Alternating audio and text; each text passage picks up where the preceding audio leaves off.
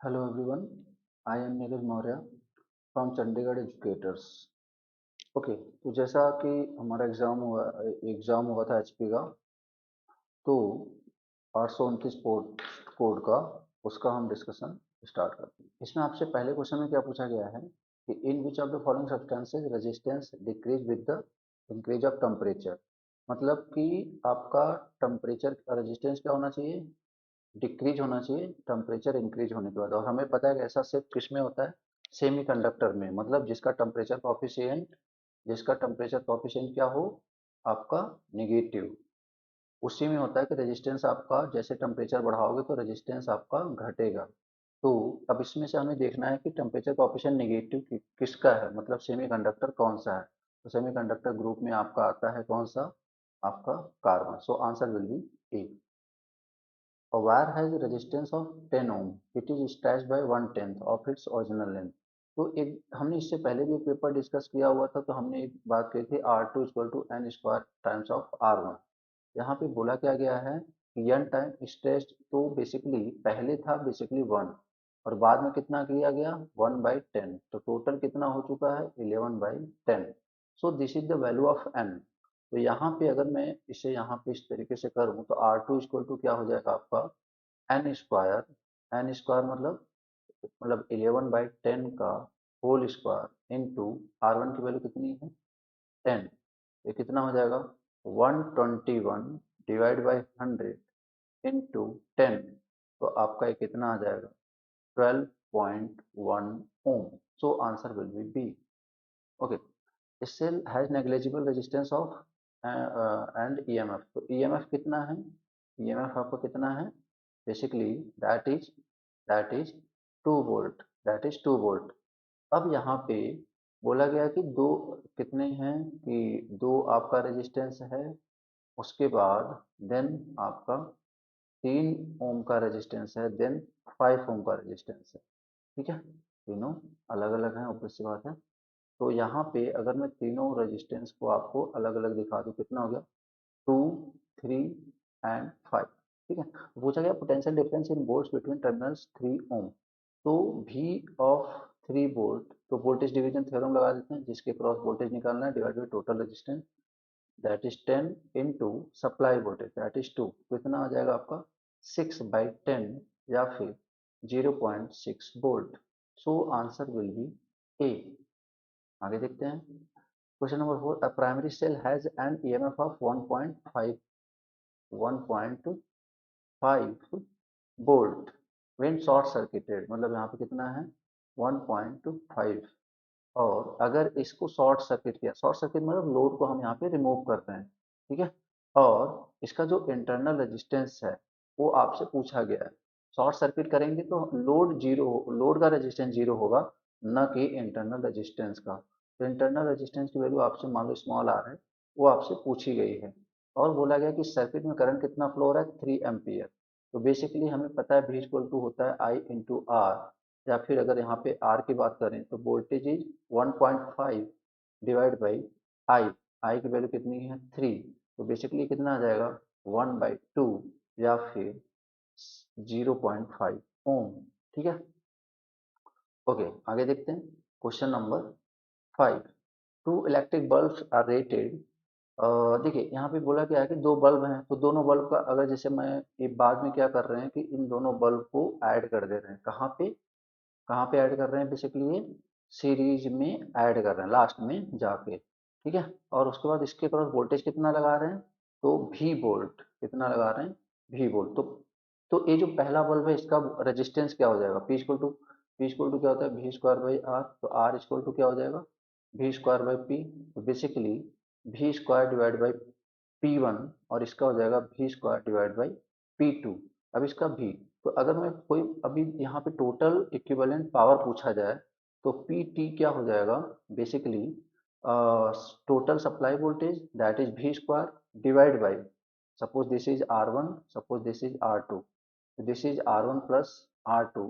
इसका ऐसा question same question हमने डिस्कशन में किया हुआ था, अगर आपको याद हो तो v square divide by P1 plus v square divide by P2। तो यहाँ से आपका ये कैंसिल हो जाएगा, और ये आपका आ जाएगा P1 P2 divide by P1 plus P2। So answer will be D. आगे देखते हैं question number 6, two identical heater. अच्छा अच्छा, देखिए अब सेम क्वेश्चन है यहाँ पे सेम क्वेश्चन है। अगर आप ध्यान से देखो तो सेम क्वेश्चन है, बस इसमें ये बोला गया है कि कम्बिनेशन रेट ऑफ हीटिंग, मतलब पावर की बात यहाँ पे। तो अगर मैं जैसे अभी सिंपल पूरा पुराना वाला फार्मूला यूज करूँ तो P1 P2 upon P1 plus P2। हमें पता है कि यहाँ पे P1 और P2 दोनों हैं इक्वल। तो इसका मतलब मैं सिंपल ये बोल सकता हूँ कि P square divide by 2p। एक पी कैंसिल हो गया तो बेसिकली यहाँ पे आ जाएगा p/2। और अगर टोटल पावर है 100 वाट तो डिवाइड बाई 2, मतलब इसका आंसर क्या आना चाहिए, इसका आंसर क्या आ जाना चाहिए, बेसिकली 50 वाट। क्या आना चाहिए, 50 वाट। दिस इज पीटी, मतलब टोटल पावर। ठीक है, दिस इज पावर। अब देखिए यहाँ पे 50 वाट आपका है आंसर। अब इसमें कोई ऑप्शन, कौन सा ऑप्शन है, ओके, 500 वाट, 2000 वाट, 1000 वाट, 250 वाट। तो ये तो कोई ऑप्शन ही नहीं है। तो मेरे हिसाब से यहाँ पे अभी फिलहाल तो इसका कोई आंसर नहीं है।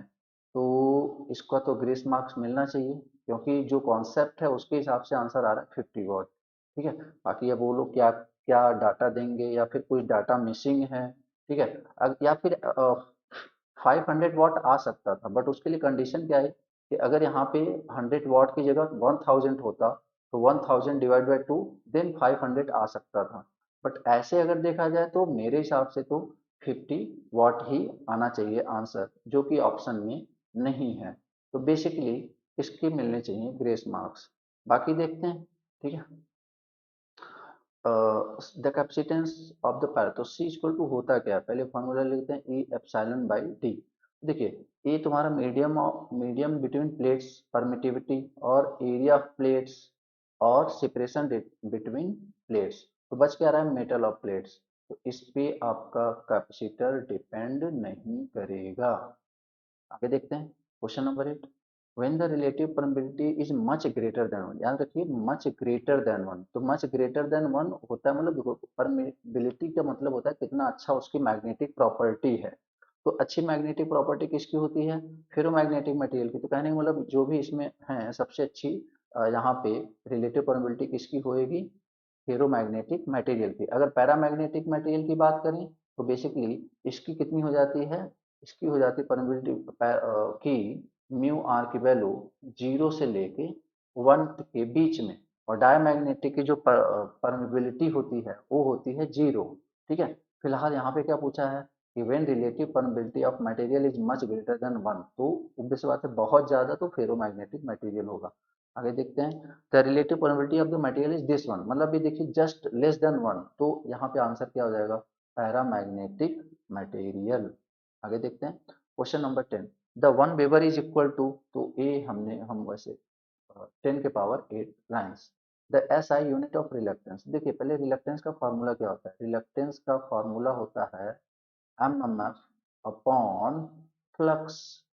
एम एम एफ का क्या होता है, एन इंटू आई, फ्लक्स का 5। तो एन आई का यूनिट क्या हो जाता है, एम्पियर टन, और फ्लक्स का क्या हो जाता है, weber. So answer will be a. Question number 12, यहाँ पे क्या पूछा गया है कि magnetising force that is, intensity भी कभी कभी यस से रिप्रेजेंट कर देते हैं, तो बेसिकली है क्या, ये होता है MMF per unit length, per unit length. तो एमएमएफ की वैल्यू कितनी है, एन इंटू आई अपॉन एल। तो एन की वैल्यू कितनी है 10, आई की वैल्यू कितनी है 750 इंटू 10 के पावर -3। क्यों, क्योंकि ये मिली एम्पियर में है, डिवाइड बाई एल। एल की वैल्यू यहाँ पे कितनी है 2 सेंटीमीटर, मतलब 2 इंटू 10 के पावर -2। अब इसको हम जरा सॉल्व कर लेते हैं। तो ये अगर हम यहाँ पे देखें तो कितना हो जाएगा आपका, कि देखिए 2 ऊपर जाएगा तो बेसिकली आपका ए और ए तीनों हो जाएगा कैंसिल, क्योंकि 2 ऊपर गया तो +2 एंड दिस वन +3 -3 0। तो 750 डिवाइड बाई 2, और answer will be 375 ampere turn per metre. So answer will be D. आगे देखते हैं question number 14, the internal resistance of lead acid battery is mainly due to, the answer is electrolyte. So 100 volt peak AC is effective as, तो देखिए ये maximum value दिया हुआ है और आरएमएस वैल्यू होता क्या है, what is RMS value, maximum divide by root two. अब देखिए अगर आपको याद हो तो मैंने उस समय रूट टू की 1/√2 की वैल्यू बोला था, आप डायरेक्ट याद कर लीजिए 0.707 इंटू पीक वैल्यू है 100, तो आपका आंसर क्या हो जाएगा, डायरेक्ट देखते ही बता दोगे 70.7। ठीक है, okay. The form factor of the sinusoidal wave is, that is what, 1.11। कैसे आता है, क्योंकि फॉर्म फैक्टर क्या होता है, that is RMS upon average, RMS upon average, और आरएमएस की वैल्यू कितनी होती है, Vm divide by root two, average क्या होता है 2 Vm अपॉन पाई, यहाँ पे कितना आ जाता है पाई अपॉन 2√2, और जब आप इसकी वैल्यू कैलकुलेट करते हो तो ये आता है 1.11। ठीक है, आगे देखते हैं क्वेश्चन नंबर 17। 17 में देखिए क्या पूछा है कि voltage applied the source RLC circuit है। तो ये हम नेटवर्क में पढ़ते हैं जब, तो बहुत डिटेल में पढ़ाया जाता है कि एक्चुअली होता क्या है, जो टोटल वोल्टेज है that is the phasor sum of resistive voltage plus, क्योंकि इंडक्टर और कैपेसिटर जस्ट अपोजिट होते हैं फेज में। ठीक है, तो वी आर की वैल्यू कितनी है 40 वोल्ट प्लस जे वी एल की वैल्यू 50 माइनस 20। ठीक है, अब यहाँ पे कितना हो जाएगा 40 प्लस 30 जे, और अगर हमसे कोई मैग्नीट्यूड की बात पूछ रहा है तो वो बेसिकली कितना हो जाएगा अंडर रूट कितना हो जाएगा 40 का होल स्क्वायर प्लस 30 का whole square, that is 50 volt.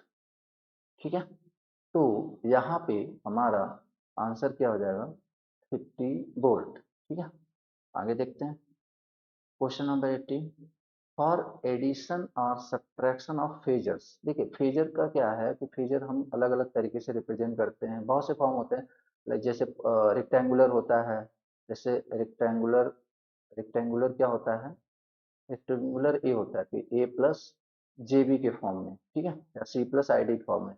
और पोलर का क्या सीन है, पोलर का मतलब होता है आर एंगल थीटा। ठीक है, तो याद रखिए ये जो ए प्लस जे, ये सारी चीजें मैं नोट्स में आप जो हमारे नेटवर्क पढ़ाई जाती हैं उसमें सारी चीजें नोट्स में आपको मिल जाएंगी। ठीक है, तो ए प्लस जे बी, ये आपका सम मतलब एडिशन और सब्ट्रैक्शन के लिए यूज होता है। ये किसके लिए होता है, एडिशन और सब्ट्रैक्शन के लिए यूज होता है। और ये जो है आपका मल्टीप्लिकेशन और डिवीजन के लिए यूज होता है, मल्टीप्लिकेशन और डिवीजन के लिए। यहाँ पे क्या पूछा गया, फॉर एडिशन ऑफ एडिशन और सब्ट्रैक्शन द फेजर, ऑब्वियस बात है वी विल प्रीफर रेक्टेंगुलर। ठीक है, ओके, इससे कैलकुलेशन आसान हो जाता है basically. Okay, question number 19, the impedance of a circuit is 10 ohm if the inductive susceptance.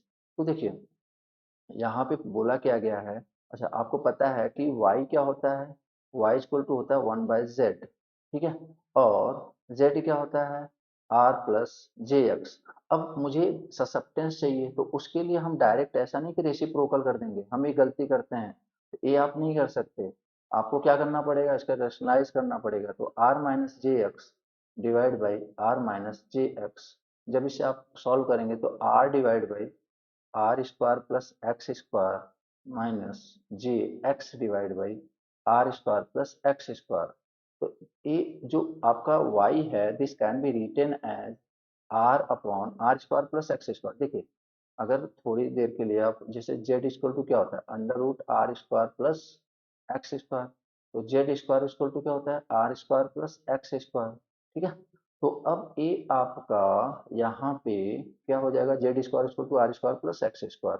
तो यहाँ पे हम क्या लिख सकते हैं z square minus j into x divide by क्या हो जाता है जेड स्क्वायर। ठीक है, तो ये आपका, अब देखिए यहाँ तक आई होप सबको समझ में आ गया होगा। इसके बाद देखते हैं, तो यहाँ पे आपसे बोला क्या गया है कि ससेप्टिव इंडक्टिव ससेप्टेंस इज 1। देखिए यहाँ पे अगर मैं इसको कंपेयर करूँ तो y इक्वल टू क्या होता है जी माइनस जे इंटू बी, जी माइनस जे इंटू बी। अब बोला गया कि ससेप्टिव रिएक्टेंस ससेप्टेंस की वैल्यू 1 सीमेंस है, ठीक है। तो देखिए बी की वैल्यू यहाँ पे है कितना, 1, और b is equivalent to x upon z square. अब यहाँ से अगर हम एक्स की वैल्यू निकालना चाहें तो 1 इंटू जेड स्क्वायर, और जेड स्क्वायर की वैल्यू कितनी है 10 स्क्वायर, so answer of x will be 100 ohm. I hope ये अच्छा क्वेश्चन था। कुछ ही क्वेश्चन इस पूरे पेपर में कुछ ही क्वेश्चन थे जो अच्छे थे, तो ये उसमें से एक था, ठीक है। अदरवाइज पेपर तो काफी आसान था, ठीक है। जैसे हम लोग के क्लासरूम के स्टूडेंट्स थे तो मतलब अच्छे अच्छे स्कोर कर रहे हैं, काफी अच्छे कर रहे हैं। बाकी आपके जो हूँ, आपके भी जो भी आपने स्कोर किया हुआ है कमेंट बॉक्स में जरूर बताइएगा, ताकि हम थोड़ा सा इससे हम कट ऑफ भी थोड़ा सा तो हल्का फुल्का आइडिया प्रेडिक्ट कर सकते हैं। बाकी एग्जैक्ट कट ऑफ को हमें पेपर जब आएगा तभी पता चलेगा, ठीक है।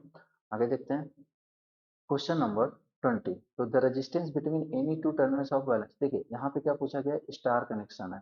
तो बैलेंस कंडीशन है, मतलब कि सबका रेजिस्टेंस क्या होता है, सेम हो जाएगा, ठीक है। सबका रेजिस्टेंस सेम। अच्छा, दो टर्मिनल के बीच में है, मतलब थर्ड टर्मिनल में हम कनेक्शन नहीं कर रहे हैं, ठीक है। तो अब इसके बीच में बोल रहा है कि कितना ओम का रेजिस्टेंस है, 12। इसको हम कितना बोले, 12। इसका मतलब क्या हुआ, 6 इसका होगा 6 इसका होगा, कैसे पता, क्योंकि सेम है। तो अगर कोई एक फेज की बात करे तो एक फेज में रेजिस्टेंस कितना है, 6 ohm, so answer should be C, ठीक है। आगे देखते हैं question number 21। A three phase load is balance if all the three phase have to same, याद रखिए इम्पीडेंस भी इक्वल होता है एंड पावर फैक्टर भी इक्वल होना चाहिए, इवन इंडिविजुअली रेजिस्टेंस रिएक्टेंस सब मतलब इक्वल होने चाहिए। तो यहाँ पे फिलहाल तो ऑप्शन क्या हो जाएगा, इम्पीडेंस एंड पावर फैक्टर। आगे देखते हैं the pointer of the aluminium instrument is generally made up of, that is aluminium. Permanent magnet moving coil instrument can be use only for DC, ये तो हमने अच्छे से पढ़ा हुआ है, ठीक है। Suns are generally made up of, देखिए यहाँ पे suns are generally made up of किसके बने होते हैं, मैग्नीन के। क्यों, क्योंकि मैग्नीन का जो टेम्परेचर कोएफिशिएंट होता है वो नेग्लिजिबल होता है, ताकि हमारा जो करंट हम मेजर करें उसकी वजह से टेम्परेचर ना बढ़े, टेम्परेचर ना बढ़े तो उसकी वजह से रेजिस्टेंस ना बढ़े। इसलिए हम ऐसा मटेरियल लेते हैं जिसके टेम्परेचर जिसका टेम्परेचर बढ़ाने से उसके रेजिस्टेंस पे इम्पैक्ट ना पड़े, ठीक है। तो मैग्नीन और कॉन्सेंटन होते हैं। फिलहाल तो sons are generally made up of मैग्नीन। उसके बाद 25 पे आ जाते हैं। द देखो यहाँ पे एक फॉर्मूला हमने पहले भी बात करी थी, भी अपॉन क्या हो जाएगा, भी m, that is the multiplying factor, ठीक है। 1 प्लस r series upon r m. अब यहाँ पे जो आपको क्वेश्चन दिया हुआ है, तो देखिए किसकी किसकी वैल्यू दी है। तो यहाँ पे पहले तो आपको भी एम मतलब जो मीटर पहले था, देखो हम यहाँ पे वोल्ट मीटर का एक्सटेंशन कर रहे हैं बेसिकली। तो वोल्ट मीटर पहले था, उसका फुल स्केल वोल्टेज कितना था, 10 मिली एम्पियर, मतलब 10 के पावर -3 इंटू आर। आर की हैविंग मीटर रेजिस्टेंस इज 5, तो बेसिकली 5, ठीक है। तो अब यहाँ पे एक चीज देखिए, v equal to i into r. तो ये बेसिकली पहले का था, मतलब 5 इंटू 10 के पावर -2, ठीक है। और जो अभी हो रहा है, अभी जो वोल्टेज अपडेट करना है, कितना करना है, 100 बटे 5 इंटू 10 के पावर -2, ठीक है। That is equal to 1 plus RSC। RSC कितना है आपका, देख लीजिए RSC कितना है वो आपको निकालना है। और RM कितना है, 5 है, ठीक है। और यहाँ पे देखते हैं कितना आता है। तो ये आ गया 20, मतलब कि आपका हो गया लगभग 2000, कितना हो गया 2000, ठीक है। Is equal to 1 plus RSC divide by 5। आगे देखते हैं। तो ये बेसिकली कितना हो गया, 1999 into 5, that is equal to RSC। और जब हम इसे मल्टीप्लाई करेंगे तो 45 4 95 49 4 और फिर 49 4 एंड 9, तो 9995 है कोई ऑप्शन में, हाँ है। तो आंसर विल बी सी। देखते हैं 26। एन ओवन टेक्स, देखिए एक ओवन था, उसमें बोला गया है कि अगर हमारा 220 वोल्ट का 200 20 वोल्ट का जब था, सॉरी, एक ओवन था, सिंपल है, मतलब आप ऐसे बना लो, एक ओवन है जो कि अ, जो कि आपका मान लो एज अ लोड ले लो कि 220, जब वो एज अ 220 ऑब्जर्व वो कर रहा होता था, तो उसमें 16 एम्पियर का होता था, ठीक है। तो बेसिकली आप यहाँ से ये कर सकते हो कि उस पूरे सर्किट का या फिर उस पूरे ये जो आपका लोड है इसका रेजिस्टेंस निकाल सकते हो। तो रेजिस्टेंस क्या हो जाएगा, 220 डिवाइड बाई 16, ये पहले का रेजिस्टेंस है बेसिकली, मतलब जब आपका ओवन नॉर्मल सिचुएशन में काम कर रहा है। तो इस समय जो करंट है 16 एम्पियर है। अब ए स्टार्टिंग मतलब आर आई इनिशियल, अब बोल रहा है कि करंट कितना कर देना आपने, आई इक्वल टू होता क्या है, v upon plus r plus एक मान लो स्मॉल आर जोड़ रहे हैं, या आर आई, मान लो अभी देखिए, अभी आपको करंट को वैल्यू कम करनी है, इसका मतलब क्या करना है, वोल्टेज तो आप कुछ कर नहीं रहे हो, तो मतलब हमें क्या करना है, रेजिस्टेंस की वैल्यू बढ़ानी है। तो आर आई जो कि पहले से था और स्मॉल आर जो मैं अब ऐड कर रहा हूँ, तो अब देखिए बोला क्या गया है कि what is the value of i, 12, and voltage कितना है 220 volt, divide by r i, r i की वैल्यू कितनी है यहाँ पे, initial resistance that is 220 plus 16 multiplied with small r, ठीक है। तो यहाँ से अगर हम इसे एक साइड ले जाएं, r i plus r is equal to 220 divide by 12, ठीक है। अब यहाँ से फिर R की वैल्यू निकालनी है, तो 220 divide by 12 minus 220 divide by 16, ठीक है। और जब हम इसे सॉल्व करेंगे तो हमारा कितना आ जाएगा, बेसिकली 4.58, 4.58, ठीक है। आप इजीली आप इसे सॉल्व करके देख सकते हैं। आगे देखते हैं। तो 27 क्या है, when source deliver maximum power to the load of to the load efficiency। देखिए अगर मैं आइडियल की बात करूं, ये मैक्सिमम पावर ट्रांसफर थ्योरम में हम पढ़ते हैं, अगर मैं आइडियल की बात करूं तो इसका आंसर हो जाएगा 50%। अगर मैं प्रैक्टिकल की बात करूं तो प्रैक्टिकली ये क्या होता है, थोड़ा सा 50% से कम होता है, ठीक है। आइडियली 50% होता है। अब ये उनके मेंटेलिटी पे डिपेंड करता है कि वो आइडियल कंडीशन ले रहे हैं या फिर आइडियल से मतलब प्रैक्टिकल केस ले रहे हैं, क्योंकि उन्होंने मेंशन नहीं किया हुआ है। तो मतलब मेरे हिसाब से आंसर बी भी हो सकता है और डी भी हो सकता है। बाकी अब वो क्या करेंगे देखते हैं, ठीक है। लेस देन 50%, डन, क्योंकि आइडियल है 50%, प्रैक्टिकल है लेस देन 50%। तो मैं उस पॉइंट ऑफ व्यू से बोल रहा हूँ। The electrolyte used in nickel iron battery is that is KOH, MMF is analogous to क्या होता है, electromotive force that is C। आगे देखते हैं, 1 हेनरी इंडक्टेंस करंट। तो यहाँ पे देखिए वैसे तो एनर्जी का फॉर्मूला क्या होता है, एनर्जी का फॉर्मूला होता है हाफ एल आई स्क्वायर। तो हाफ एल की वैल्यू कितनी है 1, आई स्क्वायर की वैल्यू कितनी है 9, ये कितना आ गया 4.5, ठीक है। ये आपका मान लीजिए एनर्जी की बात करें तो या तो जूल भी बोल सकते हैं या फिर वॉट सेकंड भी हो सकता है, मतलब कहने मतलब ये तो हो ही नहीं सकता, बट स्टिल अब इन दोनों में से कोई ऑप्शन हमें मतलब ऐसा कुछ 4.5 तो दिख ही नहीं रहा, ठीक है। तो इसका भी ग्रेस मार्क मिलना चाहिए, ठीक है, या फिर क्वेश्चन करेक्ट, मतलब जो भी करें, फिलहाल तो मेरे हिसाब से क्वेश्चन का डाटा इनसफिशियंट है, तो मतलब बी और सी। अब इसका तो पता नहीं, क्वेश्चन ही गलत है बेसिकली, ठीक है, डाटा इनवैलिड है क्योंकि इसके हिसाब से आंसर 4.5 आएगा जूल।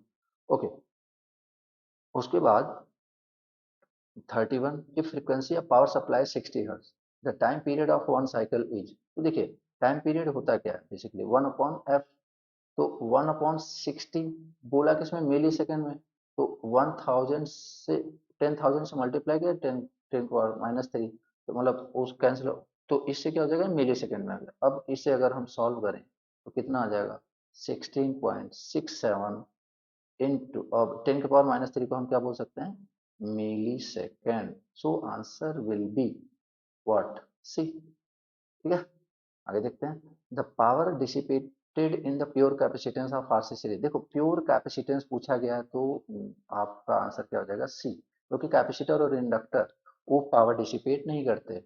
आगे देखते हैं, the three phase load is said to be balance load if the all the three phase have same impedance as well as power factor, so answer will be सी।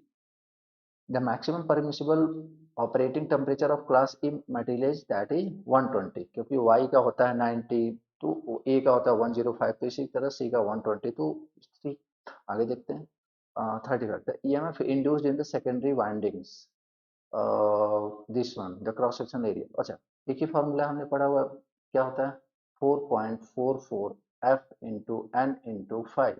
तो पूछा गया है कि सेकेंडरी की बात कर रहा है, कितना वोल्टेज जनरेट है 220, तो ए 4.44 इंटू एफ की वैल्यू फ्रीक्वेंसी कितनी है 50 हर्ट्स, फ्रीक्वेंसी कितनी है 50 हर्ट्स, नंबर ऑफ टर्न्स कितने हैं 1000, एंड फाइव इक्वल टू होता क्या है basically B into A, B into A.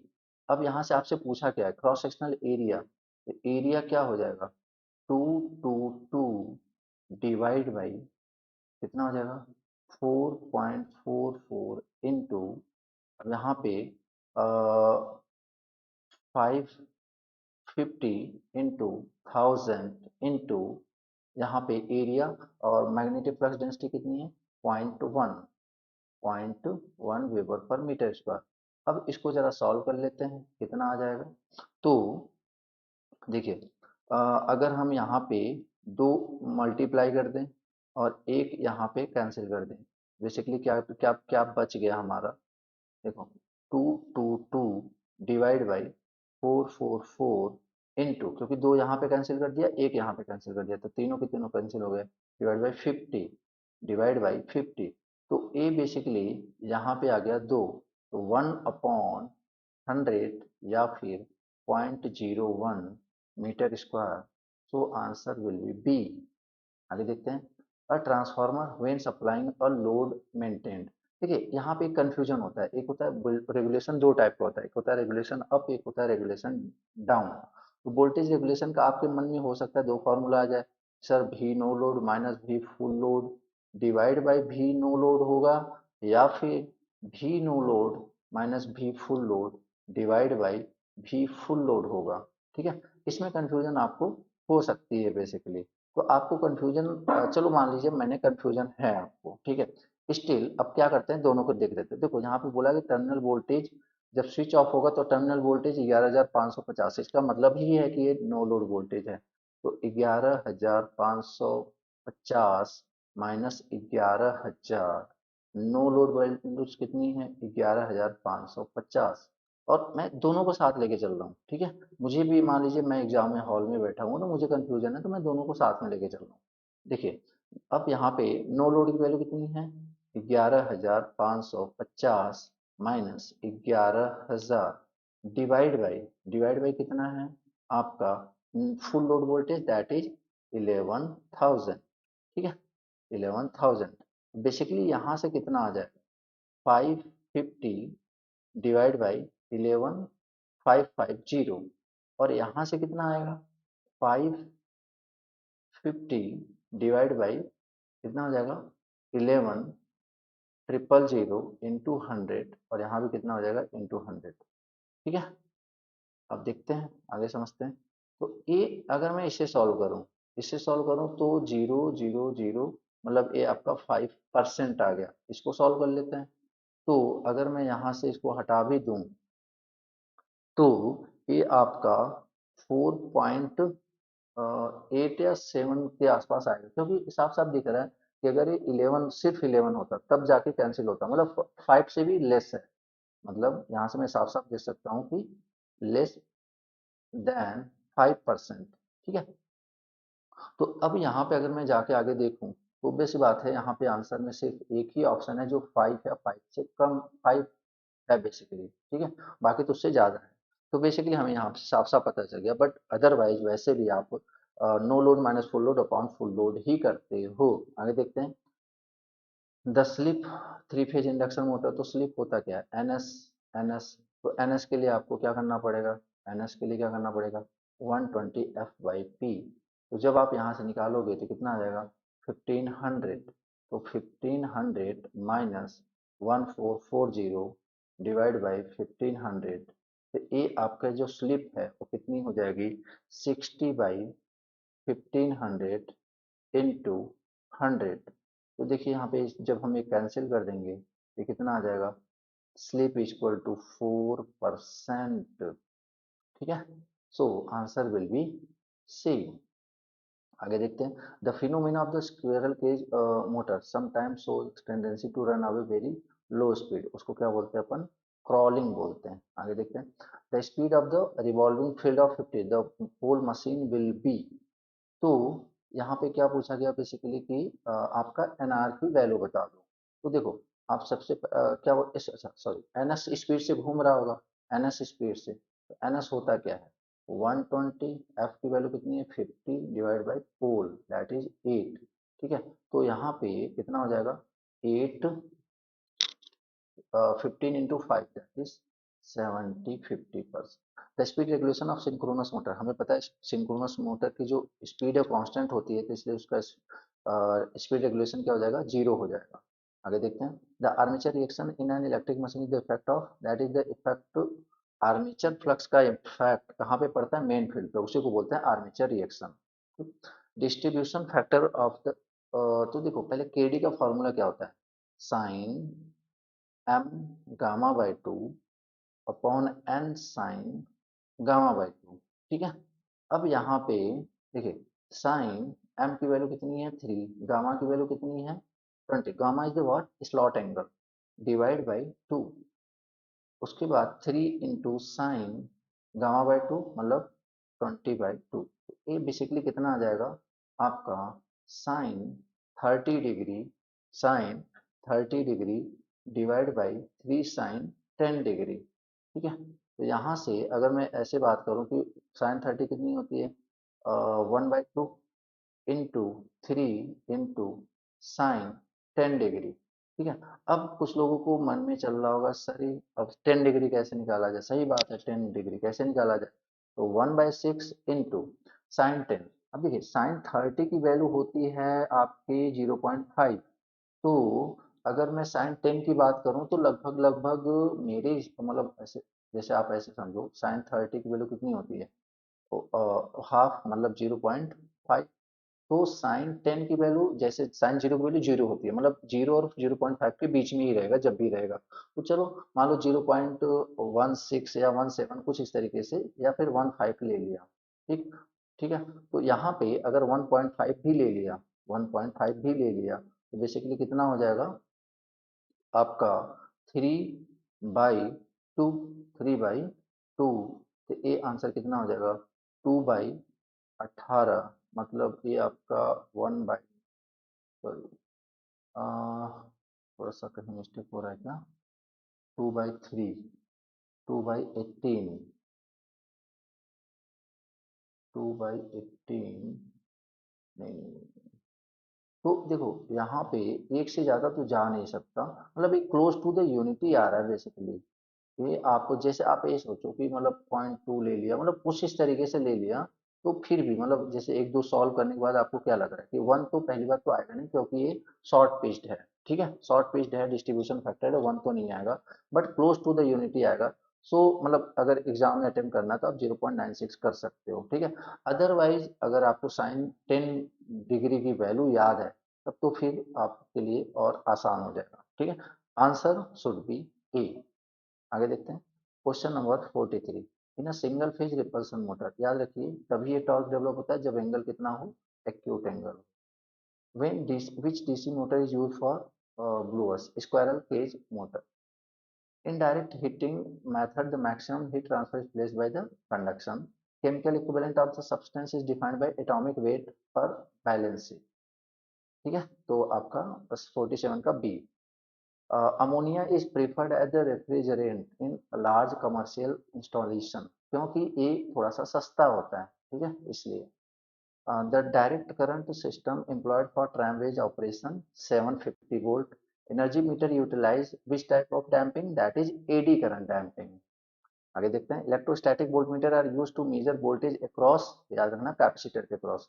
Speed error of energy meter is corrected by adjusting the position. तो याद रखना हम किसकी स्पीड एडजस्ट करते हैं, ब्रेक मैग्नेट की, उसके थ्रू हम स्पीड क्या बोलते हैं स्पीड को चेंज कर सकते हैं। Synchroscope is use to synchronize an alternator. Synchronize मतलब कि वो जब हम उसे बस बार से कनेक्ट करने लगते हैं तो उस समय हमें सिंक्रोस्कोप चाहिए होता है। ऑप्टिकल डिस्प्लेसमेंट रेजिस्टेंस, नहीं गलत बात है, सिंक्रोनाइजेशन के लिए यूज होता है, तो none of these. Photovoltaic cell is an, तो ऑप्टिकल ऑप्टिकल ट्रांसड्यूसर होता है, ठीक है। Heat sink are used in power amplifier circuits.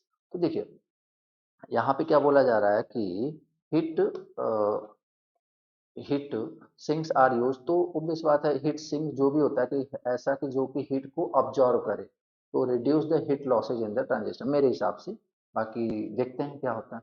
56, अब देखिए यहाँ पे the most essential condition for parallel operation. तो देखिए ऐसा नहीं केवीए रेटिंग जरूरी नहीं इक्वल हो ना हो, कोई फर्क नहीं पड़ता, परसेंटेज इम्पीडेंस तो इक्वल होना चाहिए। अब देखो वोल्टेज रेटिंग सेम होना चाहिए, मतलब वो जो नंबर ऑफ प्लेट्स हैं वो सेम होना चाहिए, बट एक्चुअल वाला जैसे थोड़ा सा नंबर ऑफ टर्न्स के डिफरेंस होने की वजह से वोल्टेज रेशियो एग्जैक्ट सेम नहीं हो पाता। बट मस्ट कंडीशन क्या है, दैट इज पोलरिटी, ठीक है। Okay, the principle of the dynamically induced EMF, statically induced EMF होता तो आंसर इज ट्रांसफार्मर, डायनेमिकली है तो इसलिए generator. Rotor of four pole generator, तो देखिए यहाँ पे भी आप यही फॉर्मूला लगा सकते हैं, 4.44 एफ इंटू एन इंटू 5। तो अब यहाँ पे एफ के लिए आप क्या कर सकते हैं, सिंक्रोनस स्पीड है तो आरपीएम, तो N equal to 120 F by P. तो एफ की वैल्यू कितनी हो जाएगी, P P 4 into N, N की वैल्यू कितनी है 1500 डिवाइड बाई 120। तो ये बेसिकली कितना आ जाएगा आपका 50, तो एफ की वैल्यू आ गई 50 हर्ट्स।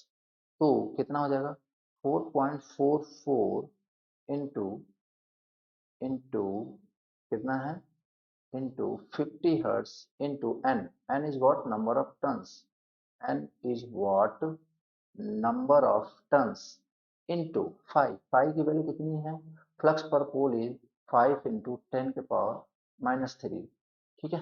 तो 4.445 इंटू 50 इंटू 200 इंटू 5 इंटू 10 की पावर -3। तो यहाँ पे पूछा, अच्छा याद रखना ये जो वैल्यू है ये ऑलरेडी आरएमएस ही होता है, ठीक है। ये हमने यूट्यूब पे भी इसको किया हुआ है, फुल कोर्स में तो कराते ही है, ठीक है। अब जैसे ओके, जैसे अभी ए का बैच स्टार्ट होने वाला है कल, सॉरी हाँ कल परसों से ही स्टार्ट होने वाला ऑफलाइन। ओके, तो आप बेसिकली देखिए जब ए के लिए भी आप प्रिपरेशन करते हैं ना, तो बेसिकली आपको एकदम ग्राउंड से स्टार्ट करना मतलब एक हर एक कॉन्सेप्ट को पकड़ना होता है, ठीक है। क्योंकि बहुत रेयर चांसेस होते हैं कि ए में आपको पी वाई क्यू या प्रीवियस ईयर से मिल जाए, तो उसके लिए तो अगर आप ए का टारगेट कर रहे हैं, नो डाउट हो जाएगा, बहुत इजीली हो जाएगा, बट वही है कि आपको एकदम स्टार्टिंग से मतलब वो करना पड़ेगा कि अपने कॉन्सेप्ट पे प्रॉपर काम करना पड़ेगा, ठीक है। 4.44 50 इंटू 200, तो इसको अगर हम सॉल्व करें तो कितना हो जाएगा, इसको हम पहले तो काट देते हैं, ये आपका 10 के पावर, तो आपका कितना हो गया 10, ये 50 इंटू 4.44, ठीक है। ये अब हम देखते हैं कितना आता है, तो 50 इंटू 44 डिवाइड बाई 100, ये हो गया 2, और आ गया आपका कितना आंसर 222। तो आंसर कितना आ गया है 222, जो कि यहाँ पे कहीं भी आपको ऑप्शन में नहीं दिख रहा है। तो मेरे हिसाब से ये भी क्वेश्चन होना चाहिए ग्रेस मार्क, ठीक है, क्योंकि ये ऑप्शन हमें कहीं पे दिख नहीं रहा है। तो इसका आंसर आएगा 222, ठीक है। ये आर, ओके आगे देखते हैं। 59, अ 10 पोल 25 हर्ट्ज जनरेटेड डायरेक्टली कपल्ड। तो देखिए कपल्ड है मतलब कि N1 is equal to N2, मतलब एक कपल जो दूसरे कपल्ड है उसकी दोनों की स्पीड इक्वल होगी। तो 120 F1 upon P1 is equal to 120 F2 upon P2। तो बेसिकली यहाँ से देखिए अगर हम इसको सॉल्व करें तो चलो 120 तो कैंसिल ही है। F1 कितनी है 25, P1 कितनी है 10, F2 कितना है पूछा, क्या what is the number of poles, what is the number of poles that is P2। तो P2 यहाँ पे कितना हो जाएगा, 600 डिवाइड बाई 25, तो यहाँ पे कितना आ जाएगा 24, सो आंसर विल बी सी। आगे देखते हैं question number 60, which of the following motor is not a synchronous motor. Not a synchronous, तो induction motor is not a synchronous, induction is asynchronous. बाकी जो हिस्टैरिसीस, रिपल्सन और रिलक्टेंस है, these are the type of synchronous motors. ठीक है, okay. थोड़ा सा मैं अपने कोचिंग के बारे में बात कर लूँ कि मैं यहाँ पे चंडीगढ़ एजुकेटर्स जो कि हमीरपुर में सिचुएटेड है, मैं यहाँ पे पढ़ाता हूँ। यहाँ पे मैं जेई की क्लासेज, एई की क्लासेज, इलेक्ट्रिकल ब्रांचेस के लिए सारी लेता हूँ। ठीक है, जैसा कि अभी एई का भी बैच स्टार्ट होने वाला है क्योंकि हमारे एग्जाम्स आने वाले हैं। और जेई, और याद रखिएगा कि अगर जैसे कि आप अगर आप जी एग्जाम क्वालिफाई करना चाहते हैं, तो कहने का मतलब ऐसा नहीं होता कि आपके नोटिफिकेशन आएगा तब आप प्रिपरेशन स्टार्ट करोगे। आप अगर सिंसियर हो तो आपको प्रिपरेशन पहले से स्टार्ट कर देनी चाहिए। ठीक है, खैर आगे देखते हैं क्वेश्चन नंबर 61। ओके, तो the rotor rotor of a stepper motor, rotor of a stepper motor has, तो इसमें ना तो वाइंडिंग होता है, ना तो कम्यूटेटर होता है, ना ही ब्रशेज होता है। ठीक, okay. Which of the following starting methods can not be use for starting, तो स्टार डेल्टा भी होता है, रोटर रेजिस्टेंस भी होता है, ऑटो ट्रांसफॉर्मर भी होता है, लाइन रेजिस्टेंस यहाँ पे नहीं होता है। आगे देखते हैं linear induction motor is used, तो याद रखिए जो लीनियर इंडक्शन मोटर होता है वो एक्चुअली ट्रैक्शन के लिए, ट्रैक्शन लाइक जैसे मेट्रो हो गया, इन सब जगह पे इसको हम एज ए ट्रैक्शन यूज कर सकते हैं। कुछ लोगों के दिमाग में आएगा सर ट्रैक्शन के लिए डीसी सीरीज यूज करते हैं, हाँ डीसी सीरीज यूज करते हैं, बट ट्रैक्शन के लिए we can also use linear induction motor. ठीक है, अगर यहाँ पे बात करें तो आगे देखते हैं the value of the capacitor for a capacitor start induction motor is determined. देखो कैपेसिटर जितना ज्यादा कैपेसिटर रहेगा उतना अच्छा स्टार्टिंग टॉर्क करेगा, तो मेरे हिसाब से इसका आंसर होना चाहिए सी। आगे देखते हैं a solar cell is a, तो अभी कुछ देर पहले बात करी हमने कि इसका क्या होता है, photovoltaic transducer. The value of the load factor should be, देखो लोड फैक्टर का फॉर्मूला क्या होता है पहले तो, लोड फैक्टर, लोड फैक्टर क्या होता है, एवरेज अपॉन पीक। ठीक है, तो अब देखिए हालांकि लोड फैक्टर की वैल्यू हमेशा लेस देन यूनिटी ही रहेगा, बट अगर यूनिटी में भी बात करें तो average should be equal to the peak load, average should be equal to the peak load, मतलब कि अगर मैं बात करूं जैसे अगर मैंने बोल दिया कि लेस देन वन, तो अब लेस देन वन का मतलब क्या होता है, कितना लेस देन वन, तो इतना जान लीजिए नियर टू द यूनिटी, इसका मतलब approximately approaches to one, high होना चाहिए। ठीक है, हाई इन द सेंस इसका मतलब ये नहीं कि वन से ज्यादा होना चाहिए, बट अगर मैं जीरो से वन के बीच में एक जैसे कि एक तुम्हारा बाउंड्री है, ठीक है, अगर इसमें कोई बात करे कि जीरो के करीब होना चाहिए, वन के करीब होना चाहिए, तो वन के करीब होना चाहिए। इस वे में मैं बोल रहा हूँ कि the value of load factor should be high. ठीक है, ताकि आपका इलेक्ट्रिकल एनर्जी सेव हो।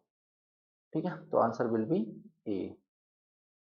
67, the load factor can be improved by, तो देखिए तो अभी हमने कुछ देर लोड फैक्टर का फॉर्मूला क्या लिखा, एवरेज अपॉन पीक। तो देखिए reducing the peak load demand, सही बात है, अगर ऐसे पीक को आपने घटा दिया तो आपका लोड फैक्टर बढ़ेगा, या फिर आपने इस कुछ इस तरीके से रिशेड्यूल किया कि आपका पीक लोड क्या हो जाए, घट जाए, तो भी आपका लोड फैक्टर बढ़ेगा।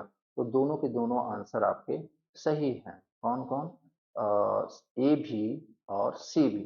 ठीक है, ओके आगे देखते हैं which of the following is the characteristics of amorphous core transformer. ठीक है, एमॉर्फस कोर ट्रांसफॉर्मर मतलब एक स्पेशल टाइप जिसमें हम काफी एनर्जी सेव कर लेते हैं। ठीक है, तो उसमें आपके लॉसेज भी काफी कम होते हैं, तो ये सारे दीज आर द प्रॉपर्टी, मतलब कहने मतलब नो डाउट कॉस्टली पड़ जाता है, बट नॉर्मल ट्रांसफॉर्मर से ये काफी मामले में बहुत अच्छी सर्विस दे रहा होता है। ठीक है, बट मेन जब पैसे की बात आ जाए तो इसलिए हम बहुत ज्यादा इसको यूज नहीं करते, अदरवाइज ये अच्छा है, मतलब काफी एनर्जी आप इससे सेव कर सकते हो। ठीक है, ओके। यहाँ पे क्या है, यहाँ पे एक कॉन्सेप्ट आया हुआ है, देखिए 69 का क्या कॉन्सेप्ट है कि नंबर ऑफ ट्रेडिशनल बल्ब्स। अच्छा इसके पहले देखिए यहाँ पे कुछ लोग को डाउट होगा, बट उसके पहले मैं तुम्हें थोड़ा सा ना कॉन्सेप्ट समझा देता हूँ ताकि आपको इस क्वेश्चन को समझने में आसानी हो। देखिए एक होता है पे बैक पीरियड, क्या होता है पे बैक पीरियड, तो पे बैक पीरियड को पहले थोड़ा सा समझ लीजिए ताकि आप वो क्वेश्चन ना अच्छे से समझ में आ जाए। तो पे बैक पीरियड होता क्या है, दैट इज जैसे आप एक जैसे कि होता है ना कि कोई बल्ब है, एक समझ लो बल्ब है, ठीक है। तो बल्ब है, उस वो लाइट एनर्जी ले रहा है, उसकी जगह आपने कुछ नए दो चार एलईडी लगा दिए, तो आप आपकी क्या होगी, एनर्जी सेविंग होगी, एनर्जी सेविंग होगी। अब आपको वो पे बैक पीरियड मतलब जैसे देखिए आप ये समझिए कि समझ में आ जाएगा। देखिए पे बैक पीरियड का मतलब यहाँ पे क्या होता है, जैसे कि मान लीजिए आपने मनी इन्वेस्ट किया किसी चीज में, किसी चीज को चेंज करने के लिए क्या किया, मनी इन्वेस्ट किया, ठीक है। मनी इन्वेस्ट किया, तो मान लो 1,000 रुपए इन्वेस्ट किया मनी में, ठीक है। और आपको अब मान लो सेविंग आपकी हो रही है per year, saving per year हो रही है कितनी, 200 रुपए की, ठीक है। कितनी हो रही है, 200 रुपए की। इसकी वजह से मतलब क्योंकि एलईडी लगाया, एनर्जी सेव हो रहा है, मतलब आपको ज्यादा बिल नहीं भरना पड़ रहा है, तो हर महीने आपका इन कंपेयर टू अर्लियर 200 रुपए का फायदा हो रहा है। तो इसका मतलब क्या हुआ, इसका मतलब क्या हुआ कि आपके वो जो आपने 1,000 लगाए, आप कितने साल में बचा लोगे बेसिकली। तो 1,000 बटे 200, तो ये कितना हो गया, 5 साल के अंदर आपने जो भी एक्स्ट्रा कॉस्टिंग करी, मनी इन्वेस्टमेंट किया, वो सारा का सारा आप वसूल कर लोगे, ठीक है। तो अब यहीं पे होता है, इसी को बोलते हैं पे बैक पीरियड। क्या होता है, पे बैक पीरियड, पे बैक पीरियड। तो इसका पे बैक पीरियड का फॉर्मूला क्या हो गया, फिर हमारा पे बैक पीरियड का फॉर्मूला क्या हो गया कि money invested, money invested divide by what, saving, saving per year, saving per annum, saving per annum, ठीक है। अब आ जाते हैं अपने क्वेश्चन पे। आई होप यहाँ तक आपको समझ में आ गया होगा, ठीक है। कि अगर किसी चीज में इन्वेस्ट करके हम हर महीने 200 रुपये बचा पा रहे हैं, तो वो हमने जो इन्वेस्ट किया उसे हम कितने साल में वसूल लेंगे, that is the pay back period. अब यहाँ पे आ जाते हैं, तो देखिए हमने मनी इन्वेस्ट कितना किया, हमने मनी इन्वेस्ट कितना किया, तो एन नंबर, देखो पहले क्या थे ट्रेडिशनल बल्ब्स, उनको रिप्लेस किया किससे, एलईडी से। तो पहले ये देखो कि एक कॉस्ट की एलईडी कितनी है, P रुपीज, कितने एलईडी लगाए, एन। तो this is the total investment money, this is the total money जो आपने वहां पे इन्वेस्ट किया हुआ है, ठीक है। अभी ध्यान से देखिए, पे बैक पीरियड क्या होता है, money invested divide by saving per annum, saving per annum. अब देखिए अब सेविंग कितना हो रहा है, तो एक एक the saving in energy is x unit per annum, मतलब सेविंग कितना हो रहा है, एक्स यूनिट, एक्स यूनिट मतलब यूनिट, बट पैसे नहीं बता रहा, बट हमें क्या चाहिए, हमें सेविंग पर एनम का कॉस्ट चाहिए, कॉस्ट। तो कॉस्ट के लिए हमें पता करना पड़ेगा कि इसके एक यूनिट कितना पैसा लग रहा है। तो एक यूनिट का पैसा लग रहा है T रुपीज, तो एक्स यूनिट का कितना लगेगा, एक्स इंटू टी। तो आपका जो पे बैक, पे बैक पीरियड है, या पे बैक, हाँ पे बैक पीरियड है, उसका आंसर क्या हो जाएगा, Pn/xt। तो देखते हैं कोई ऑप्शन में है या नहीं। ये क्वेश्चन अच्छा था, अच्छा फ्रेम किया था इन्होंने। तो आई होप आपको Pn/xt ये आपको आपको अच्छे से समझ में आ गया होगा, ठीक है। नहीं समझ में आया एक बार फिर से रिवाइंड करके देखिएगा, डैम श्योर आपको समझ में आ जाएगा, ठीक है। तो आगे देखते हैं क्वेश्चन नंबर 70।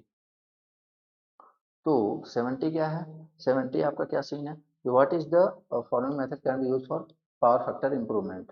तो देखिए पावर फैक्टर इंप्रूवमेंट की बात हो रही है, पावर फैक्टर इंप्रूवमेंट की। तो पावर फैक्टर इंप्रूवमेंट होता क्या है बेसिकली कि P by S, P by S, ठीक है, सिंपल सी बात है। अब देखिए एक तो चलो ये तो सबको पता है कि इंस्टॉलेशन द कैपेसिटर्स, क्योंकि कैपेसिटर इंस्टॉल करते हैं तो बेसिकली जो लैगिंग पावर फैक्टर हो रहा होता है वो लैगिंग क्रिएट कर रहा होता है, मतलब लीडिंग करंट, लैगिंग जो leading sorry leading effect, lagging effect को खत्म करता है और हमारा पावर फैक्टर इंप्रूव होता है, ये तो सबको पता है। इसके अलावा देखिए अगर आप नो लोड ऑपरेशन पे चला रहे हैं, जैसे कि हमारा जो नो लोड पे आपको पता होगा जो इंडक्शन मोटर होता है वो कितना करंट ड्रॉ करता है, 30 to 35%। और ये कौन सा करंट होता है, आई मैग्नेटाइजिंग करंट। और magnetizing current is the reactive current, मतलब जो रिएक्टिव पावर को जनरेट करेगा। और रिएक्टिव पावर अगर जनरेट हो रहा है तो बेसिकली यस की वैल्यू तो बढ़ेगी बट पी की वैल्यू घटेगा। तो अगर यस की वैल्यू बढ़ रही है तो पावर फैक्टर क्या होगा, घटेगा। तो कहने का मतलब अगर हम नो लोड पे चला रहे हैं तो हमारा पावर फैक्टर घट रहा है, तो हमें नो लोड पे चलाना बंद करना पड़ेगा। तो restricting no load operation of motors, क्योंकि नो लोड पे क्या कर रहा है, क्या कर रहा है नो लोड पे, वो मैग्नेटाइजिंग करंट ड्रॉ कर रहा है जिसका हम यूज नहीं कर पा रहे हैं। हम यूज, देखो हम यूज कब करते हैं, जब हम उस पर कुछ लोड दे रहे होते हैं, हम एक्टिव पावर उसे कन्वर्ट कर रहे होते हैं। अदरवाइज तो ये तो सिर्फ चलने के, नो लोड पे क्या होता है मैग्नेटाइजिंग करंट, और मैग्नेटाइजिंग करंट 30 to 35% होता है इंडक्शन मोटर का। जैसा कि हमें पता है कि इंडस्ट्री में 90%, 80 to 90% क्या यूज करते हैं हम, इंडक्शन मोटर। ठीक है, तो इसलिए नो लोड ऑपरेशन पे नहीं चलाना है। तो वो भी अगर नहीं चला रहे हो तो भी पावर फैक्टर आप इंप्रूव कर रहे हो। Replacement the under loaded Motors with Motors, सही बात है यार। एक बात बताओ, एक मोटर है, ठीक है, मान लो तुम्हारी, आप ऐसे समझना, मान लो तुम्हारी एक एक रिक्वायरमेंट है कि यार मुझे ना 100 किलोवाट का आउटपुट चाहिए, ठीक है। अब तुमने क्या किया कि एक इंडक्शन मोटर ली, मतलब वो ज्यादा रेटिंग के ले ली, मानो कि वो 200 किलोवाट तक कर सकता है बट कर कितना रहा है, 100 किलोवाट। और एक है 100 किलोवाट ही कर सकता है। तो देखो, अब ये तो फुल लोड पे चलेगा, ये तो फुल लोड पे चलेगा, और ये कितने पे चल रहा है, हाफ लोड पे चल रहा है। कितने पे चल रहा है, हाफ लोड पे। तो जब लोडिंग कम होती है तो बेसिकली मैग्नेटाइजिंग करंट उस समय ज्यादा हो रहा होता है। तो कहने का मतलब अगर आप हाफ लोडिंग पे चलाओगे तो पावर फैक्टर खराब होगा। तो इसलिए इसलिए इससे अच्छा है कि जब तुम्हें पता है कि 100 किलोवाट की ही रिक्वायरमेंट है तो आप अपनी मशीन का जो भी है उसकी रेटिंग कम कर लो, क्योंकि ज्यादा रेटिंग की मशीन को अगर हाफ लोड पे चलाओगे तो पावर फैक्टर खराब होगा। तो इससे अच्छा है कि आप नॉर्मल रेटिंग की जो मशीन है 100 किलोवाट की ही यूज करो, ताकि हम आपका मशीन किस पे चलाएं, फुल लोड पे, और हमारा पावर फैक्टर इंप्रूवमेंट हो। ठीक है, तो रिप्लेस द अंडर लोडेड मतलब कम, अंडर लोडेड मतलब फुल लोड नहीं दिया हुआ है motor with the Motors of lower rating. ठीक है, तो इसके हिसाब से ए बी सी तीनों सही हैं। तो कहने का मतलब यहाँ पे आंसर क्या हो जाएगा, डी, all of these। आगे देखते हैं, an AC voltage can be converted into unidirectional voltage by using। तो यार एसी को डीसी में बदलने की बात कर रहे हैं, रेक्टिफायर होता है। An ideal current source is one whose internal resistance is, तो आइडियल करंट सोर्स है, तो करंट सोर्स का इंटरनल रेजिस्टेंस, जैसे देखो करंट सोर्स का इंटरनल रेजिस्टेंस क्या, तो मतलब वो बेसिकली होता किसमें है, होता किसमें मतलब हम शो किसमें करते हैं बेसिकली, तो वो यहाँ पे शो करते हैं किसमें, पैरेलल में। और ए इसमें अगर आइडियल है तो यहाँ का करंट इसमें नहीं जाना चाहिए, इसमें कब कब नहीं जाएगा, जब आपका इसकी वैल्यू इनफाइनाइट होगी। So ideal current source have infinite internal resistance. ठीक है, हाँ अगर अमीटर का पूछता तो उसका आप बोलते कि internal resistance of ammeter should be zero, but इसका तो इनफाइनाइट, क्योंकि ये परसेंट में है। अब लांचे ब्रेक डाउन, तो इसका तो आपको पता ही है क्या होता है, reverse bias exceed a certain value, कुछ ऐसा होता है। ठीक है, तो 73 का बी। आगे देखते हैं 74, the input and output signal of a common emitter amplifier are. तो ये 180 डिग्री का फेज डिफरेंस होता है, तो this is out of phase. In an amplifier the coupling capacitors are used. तो याद रखना, ये आप क्या बोल रहे हैं कि in amplifier the coupling capacitors are used. तो ये बेसिकली हम to prevent DC missing with input और आउटपुट। आगे देखते हैं, one of the effect of negative feedback. देखो नेगेटिव फीडबैक अगर मैं वैसे आपको बताऊं तो क्या क्या इम्पैक्ट होता है, देखो बैंडविड्थ आपका क्या होता है, इंक्रीज होता है, ठीक है। और नॉइज क्या होता है, नॉइज क्या होता है, डिक्रीज होता है। और डिस्टॉर्शन क्या होता है, डिस्टॉर्शन डिस्टॉर्शन क्या होता है, रिड्यूस होता है। तो अब देख लेते हैं, नेगेटिव फीडबैक की वजह से ये सारी चीजें हो रही हैं। तो इंक्रीज द नॉइज, गलत बात है। डिक्रीज द बैंडविड्थ, गलत बात है।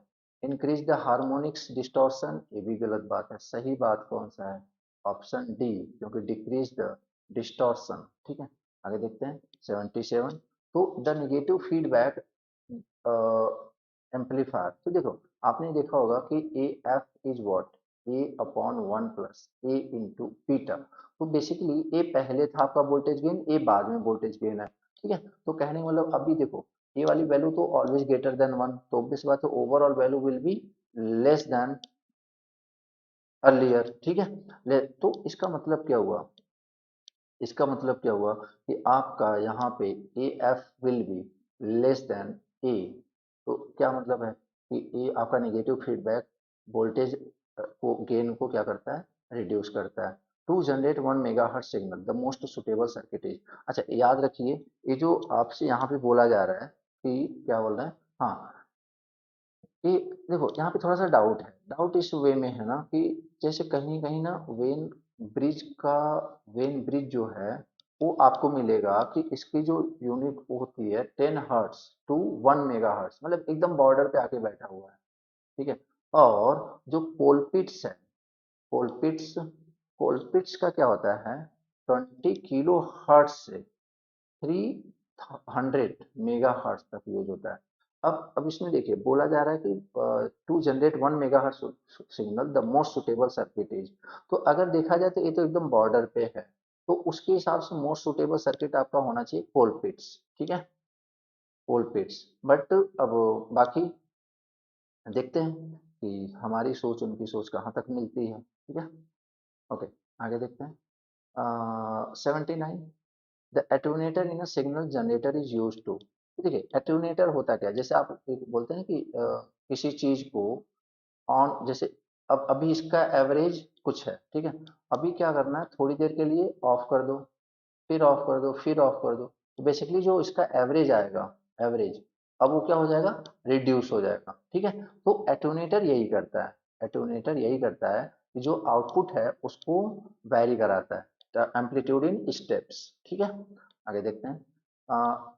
80 का, a gate is enabled with when its enable input is at logic 1, तो यहाँ पे एक चीज ध्यान दीजिए, क्या हो जाएगा कि आपका इसका आंसर हो जाएगा B, that is NAND. 81, the maximum number of 3 input gate is 16 pin IC, that is 3, 81 का बी। ओके, आगे देखते हैं।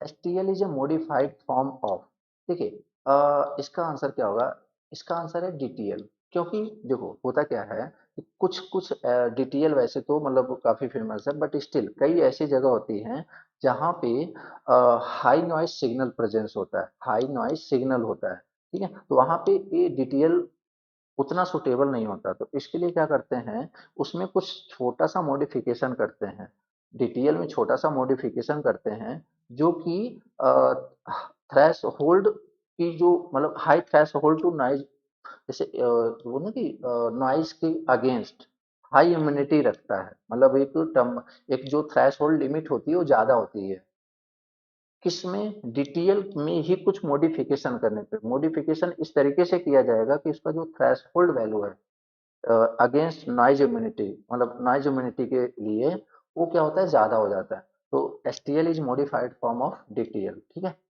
कहीं कहीं आपको इसमें हो सकता है, आपको एक्चुअली देखो TTL का ही एक दूसरा अपडेटेड फॉर्म है DTL, एंड DTL का अपडेटेड फॉर्म है STL, तो हो सकता है आपको कहीं कहीं ऐसा मिल जाए कि TTL is the updated form of STL is the updated form of TTL, मेरी बात समझना जरा, देखो जैसे TTL से मिलके उससे उसका अपडेटेड फॉर्म है क्या, DTL, और DTL का ही अपडेटेड फॉर्म है HTL, ठीक है, बट ये ज्यादा क्लोज है तो मेरे हिसाब से डी होना चाहिए, बाकी मतलब हो सकता है कुछ लोगों को कॉन्सेप्ट में भी हो, ठीक है। आगे देखते हैं।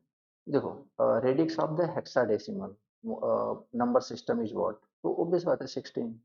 आगे देखते हैं। Octal number of the binary number is, octal number of binary number is, तो यहाँ पे क्या है, देखिए तीन तीन का पेयर बनाएंगे, तीन तीन का पेयर बनाएंगे, ये कितना हो जाता है, ये जीरो, ठीक है, ये कितना हो जाता है, जीरो, तो बेसिकली वन कितना हो गया, 7, और ये कितना हो गया, 2, और ये कितना हो गया, 3, तो answer will be B, answer will be B, ठीक है। ओके, आगे देखते हैं। Universal register, universal register is what, तो देखो ये जैसे होता है कि रजिस्टर क्या होता है, serial input parallel output, parallel input parallel output, मतलब इस तरीके से होते हैं, तो actually this is capable two of all of the above. आगे देखते हैं। Ring counter consist of 5 flip flop. याद रखना, रिंग काउंटर में करें तो जितने फ्लिप फ्लॉप मतलब एन फ्लिप फ्लॉप्स के हैं तो उसके स्टेट्स क्या होते हैं, एन। ठीक है, तो 5 फ्लिप फ्लॉप्स बने हुए हैं तो इसके 5 स्टेट्स होंगे। 86 का ए। 87, मेमोरी है 16 bit address bus, the number of location तो कितना होता है 2 के पावर 16, और 2 के पावर 16 का आंसर क्या हो जाएगा, D. A memory in which the contents get erased, मतलब आप पावर ऑफ करते हो तो उसमें जो भी है क्या होता है कि सारी कंटेंट्स इरेज्ड हो जाते हैं। ऐसा होता है रैम में, ठीक है, रोम में नहीं होता, रैम में होता है। Okay, then instruction set of a microprocessor, ठीक है। I think this is specified by the manufacturer, थोड़ा सा डाउट्स तो है, बट आई होप 89 का आंसर ये होना चाहिए। देखते हैं।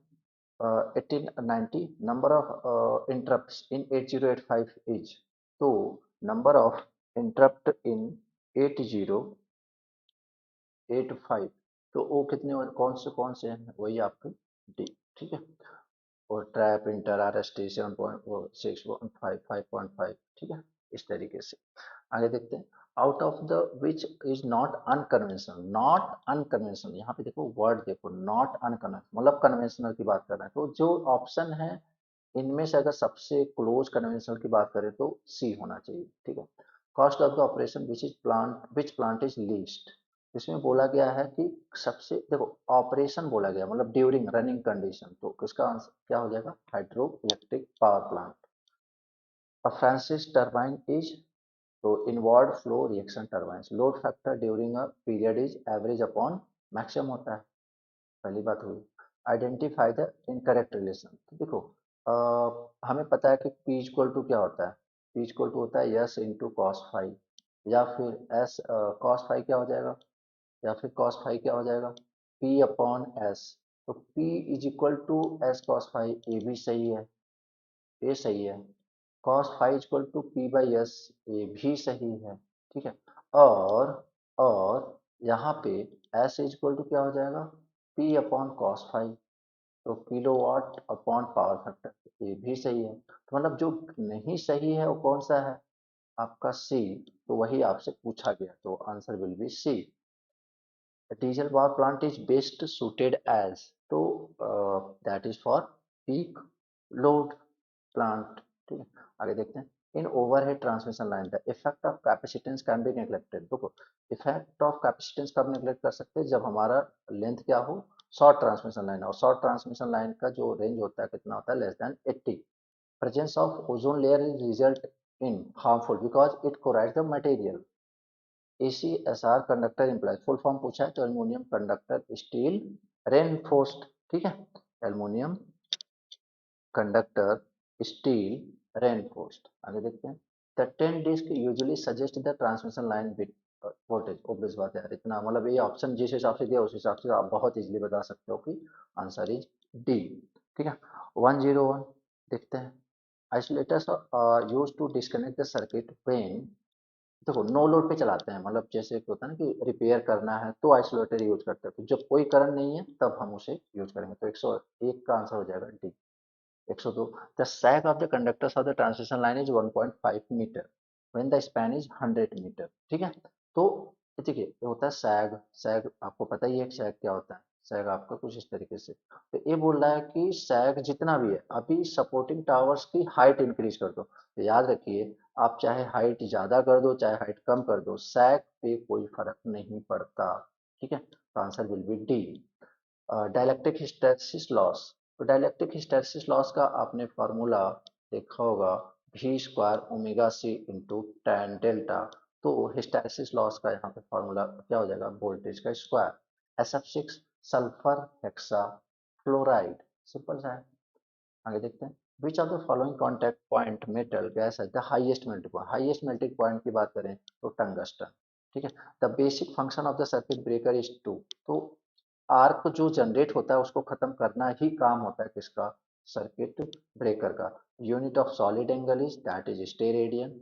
विच locomotive has the highest operation availability, तो बेसिक बात है आपका इलेक्ट्रिक होगा। आगे देखते हैं, in gas welding which gas is use to, acetylene and oxygen, ठीक है, ये गैस यूज की जाती है। Eyes of the welding operator must be protected against, तो अल्ट्रावायलेट से भी बचाना होता है, इंफ्रारेड से भी बचाना होता है, तो ऑप्शन विल बी सी, ठीक है। Flux used in T I ji welding is, तो देखिए वैसे तो सिल्का यूज होता है, बट वो सिल्का ऑप्शन में है नहीं, तो ये जो भी ऑप्शन में है वो तो एक्सप्लिसिट नहीं होते, तो वन वन का कितना हो जाएगा आंसर, डी, ठीक है। Which method is appropriate for heating non ferrous metal, देखो नॉन फेरस के लिए तो सबसे बेस्ट होता है आपका डाइलेक्ट्रिक हीटिंग, ठीक है। Okay, piezoelectric material serve as a source of, तो यहाँ पे क्या बोला जा रहा है कि piezo material serve as a source of, इसका आंसर क्या हो जाएगा, अल्ट्रासोनिक वेव्स, ठीक है, ultrasonic waves. Bronze is an alloy of, bronze is an alloy of, तो इसका आंसर मेरे हिसाब से होना चाहिए copper and tin. The unit of retentivity, तो याद रखना रिटेंटिविटी का क्या होता है, वेबर पर मीटर स्क्वायर, ठीक है। जैसे अगर पोरोसिविटी का पूछ लिया तो बेसिकली क्या हो जाता है तुम्हारा एम्पियर पर मीटर, रिटेंटिविटी का पूछ रहा है तो weber per metre square. Which of the following is a diamagnetic substance है, तो देखिए ये थोड़ा सा, जैसे जिंक हमारा क्या है, दैट इज डायमैग्नेटिक, ठीक है। बेरिलियम भी क्या है, डायमैग्नेटिक, ये भी डायमैग्नेटिक, ये भी डायमैग्नेटिक, बट कैल्शियम क्या है, ये पैरामैग्नेटिक है, कैल्शियम क्या है, ये पैरामैग्नेटिक है। अब यहाँ पे थोड़ी सी कंफ्यूजन क्रिएट हो रही है, ठीक है। तो अब विच of the following is diamagnetic substance है, जिंक भी है, बेरिलियम भी है, और कैल्शियम पैरामैग्नेटिक है। बट अगर मैं उस पॉइंट ऑफ व्यू से बात करूं कि अब देखो दो ऑप्शन आ रहे हैं तो हमें किसके साथ जाना चाहिए, तो calcium paramagnetic is very close to the diamagnetic, तो मेरे हिसाब से तो अब इसका आंसर डी होना चाहिए, क्योंकि दो तो कंफर्म है कि जिंक और बेरिलियम है, और कैल्शियम चलो पैरामैग्नेटिक है बट मतलब काफी क्लोज है डायमैग्नेटिक, तो उस पॉइंट ऑफ व्यू से बोला, बाकी कुछ भी आंसर हो सकता है, वो उनकी मेंटेलिटी पे डिपेंड करता है, ठीक है। मुझे जो लग रहा है मैं देखो यार सिंपल सी बात है, मैं अपने जो भी मैं टीचिंग एक्सपीरियंस के हिसाब से चीज़ें बताता हूँ, ऐसा नहीं है कि मतलब चीज़ें हो सकती हैं हमारे कुछ गलतियाँ हो जाएं, ठीक है, तो आप ऐसा नहीं, बट ये है कि अपनी कोशिश कोशिश तो यही रहती है कि आपको एग्जैक्ट आंसर दिया जाए विथ प्रूफ, ठीक। ओके, तो earth tester is a type of, ये आपका होता है ओम मीटर, ठीक है। Which of the following properties of, मतलब ओम मीटर का कॉन्सेप्ट यूज होता है ना, ठीक है। Which of the following properties of refrigerator is undesirable, याद रखना यहाँ पे हाई बॉइलिंग पॉइंट नहीं होना चाहिए। आगे देखते हैं, if D is the distance of a surface from the source, तो illumination upon surface will very as 1/d², ठीक, 119 का डी। अब Merz Price protection is suitable for, अब देखिए मर्ज प्राइस प्रोटेक्शन वैसे तो किसी पर्टिकुलर इक्विपमेंट के लिए होता है, अब पर्टिकुलर इक्विपमेंट यहाँ पे दो हैं, ट्रांसफार्मर भी है और अल्टरनेटर्स भी हैं, तो ये क्वेश्चन अगेन थोड़ा सा डाउटफुल होने वाला है, ठीक है। बट अगर मुझसे मतलब बोला जाए कि ज़्यादा आप किसको प्रेफरेंस दोगे, तो मैं अल्टरनेटर को देना चाहूँगा, बट ये है कि ये भी ग्रेस मार्क्स में जाना चाहिए या फिर जो भी है, देखते हैं क्या करते हैं। तो this is all about technical answer की, ठीक है। तो आई होप फिर भी जो भी आपको लगे कि मतलब गलतियां हैं आप उसे बता सकते हैं, उसके अलावा अगर आप यहाँ पे अपने स्कोर कमेंट कर सकते हैं, ठीक है। जैसे कि मैं अपने अपने कुछ स्टूडेंट्स हैं जिनके कुछ के 70+ भी आ रहे हैं, ठीक है, और कुछ दो तीन स्टूडेंट्स हैं जिसके 65+ आ रहे हैं, कुछ स्टूडेंट्स हैं जिनके 60, दो चार स्टूडेंट्स हैं जिनके 60+ आ रहे हैं। तो आई होप कि आप भी अगर आप बताओगे तो हमें भी थोड़ा सा आइडिया लग सकता है कि बेसिकली क्या कट ऑफ जा सकती है, तो it's a kind of request, अगर हो सकता है तो आप भी अपने मार्क्स शेयर कीजिएगा, ताकि एक रफ सा आइडिया लग सकता है हमें उसके थ्रू, बाकी आपकी मर्जी है, ठीक है। और जैसा भी लगा आप बता दीजिएगा, ठीक है, एंड थैंक यू।